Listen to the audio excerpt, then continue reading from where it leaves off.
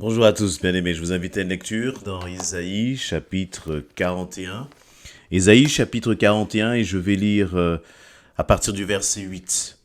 Mais toi, Israël, mon serviteur, Jacob, que j'ai choisi, race d'Abraham, que j'ai aimé, toi que j'ai pris aux extrémités de la terre, et que j'ai appelé d'une contrée lointaine, à qui j'ai dit, tu es mon serviteur. Je te choisis et ne te rejette point. Ne crains rien car, verset 10, ne crains rien car je suis avec toi. Ne promène pas des regards inquiets car je suis ton Dieu. Je te fortifie, je viens à ton secours. Je te soutiens de ma droite triomphante. Voici, ils seront confondus. Ils seront couverts de honte, tous ceux qui sont irrités contre toi. Ils seront réduits à rien, ils périront, ceux qui disputent contre toi. Tu les chercheras et ne les trouveras plus. Ceux qui te suscitaient querelle. Ils seront réduits à rien, réduits au néant, ceux qui te faisaient la guerre. Car je suis l'Éternel, ton Dieu, qui fortifie ta droite, qui te dit, ne crains rien, je viens à ton secours. Ne crains rien, vermisseau de Jacob, faible reste d'Israël. Je viens à ton secours, dit l'Éternel. Et le Saint d'Israël est ton sauveur. Verset 15. Voici, je fais de toi un traîneau aigu, tout neuf, garni de pointes. Tu écraseras, tu broieras les montagnes, et tu rendras les collines semblables à de la balle. Tu les vanneras, et le vent les emportera et un tourbillon les dispersera. Mais toi, tu te réjouiras en l'Éternel, tu mettras ta gloire dans le Saint d'Israël. Amen. Isaïe, à travers cette parole, reçoit un encouragement, une dimension vraiment prophétique, où il va parler là à un peuple d'Israël qui marche, qui a été dispersé, qui a été attaqué de toutes parts, mais dans lequel il y a un petit reste. Et il va appeler ce petit reste vermisseau de Jacob, faible reste d'Israël, au verset 14. Comme parfois nous pouvons nous sentir. Nous pouvons nous sentir si faibles.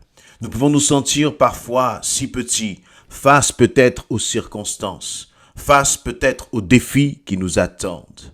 Et voyez, on peut se retrouver dans la position de ce peuple d'Israël. Mais ce qui est bon de réaliser, c'est que lorsque tu te sens dans cette position de faiblesse, lorsque tu te sens en position de, où tu sens que tu ne peux pas t'en sortir face aux circonstances. Et là, Isaïe va même parler, il va dire, il y a ceux peut-être qui te cherchent querelle.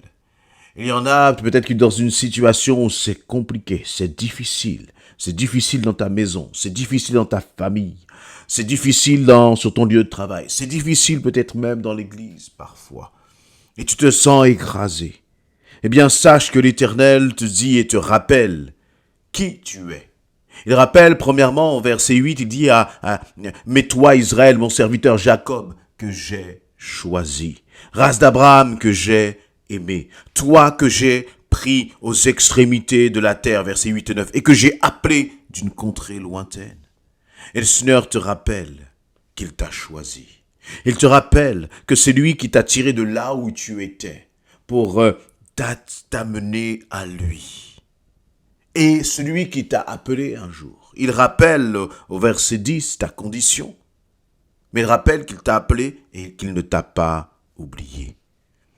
Il dit, à la fin du verset 9, « Toi, tu es mon serviteur, je te choisis, je ne te rejette point, ne crains rien, car je suis avec toi. » Je ne sais pas pour vous, mais lorsque parfois on commence à faire le point, on commence, comme dit la parole, à s'asseoir pour calculer la dépense, on commence à regarder tout ce qu'il y a à accomplir, tout ce qui nous attend, on peut se sentir parfois justement submergé par tout cela.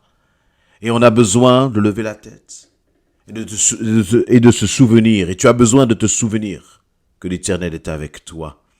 Tu as besoin d'entendre le Saint-Esprit qui te dit « Je te choisis ».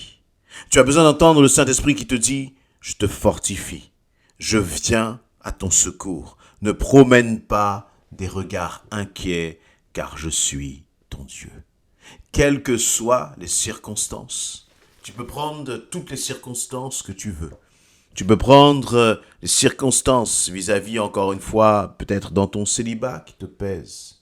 Tu peux prendre les défis qui t'attendent dans ta vie professionnelle, dans l'église, dans ton couple, par rapport à l'éducation de tes enfants. Quelles que soient ces circonstances. Et face à toutes ces circonstances, je voudrais que tu puisses te laisser toucher par le Saint-Esprit qui te dit « Ne crains rien, car je suis avec toi. Je te fortifie, je viens à ton secours.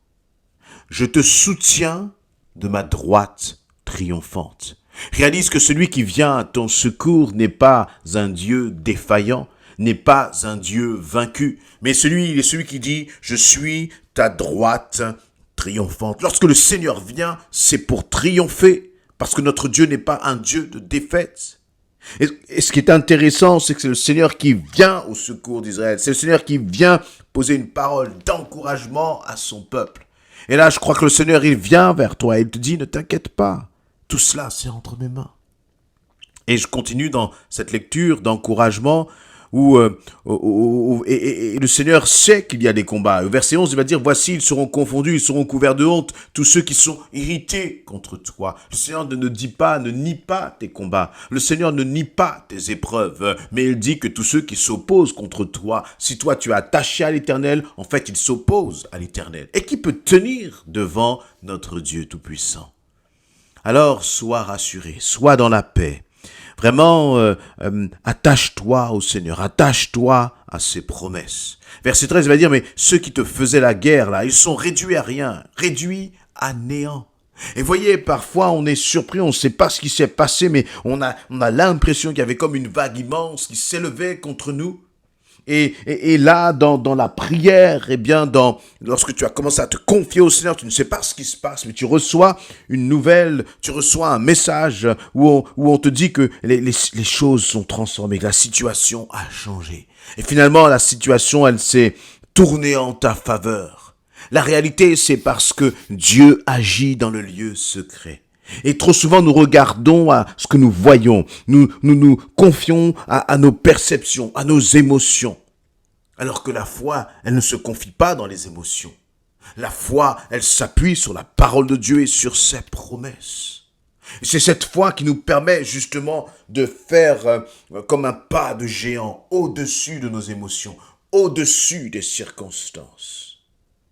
Et là, quand tu commences à te confier dans le Seigneur, quand tu commences à réaliser que ces paroles, le Seigneur te dit, ne crains pas, je suis avec toi.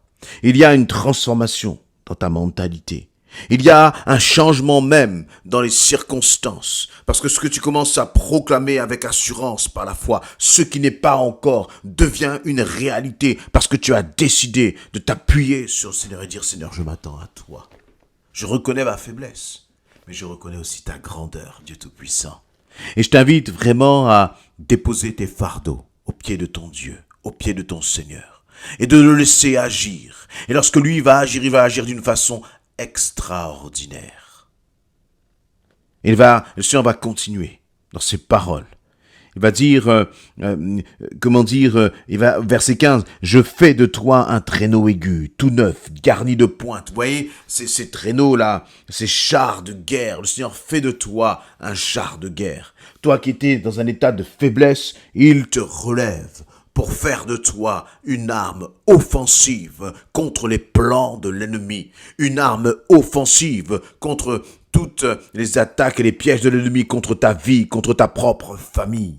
Dieu te dit, je te fortifie, c'est-à-dire que je fais de toi un homme fort, une femme forte en Jésus-Christ. Alors tiens bon, ne crois pas que tout est terminé, mais au contraire, réjouis-toi lorsque tu commences à réaliser que si tu laisses le Seigneur faire, il va te relever et faire de toi une arme puissante entre ses mains. Amen. Et le Seigneur va dire, eh bien, toi, tu te réjouiras en l'Éternel. Je ne sais pas quel est l'état de ton cœur et de tes pensées, mais laisse-moi te dire que le Seigneur fait cette promesse. Si tu t'attends à lui, si tu places ta confiance en lui, en l'Éternel, alors il va se passer dans ta vie ce qu'il est dit là dans la fin de ce verset 16. Toi, tu te réjouiras en l'Éternel. Amen.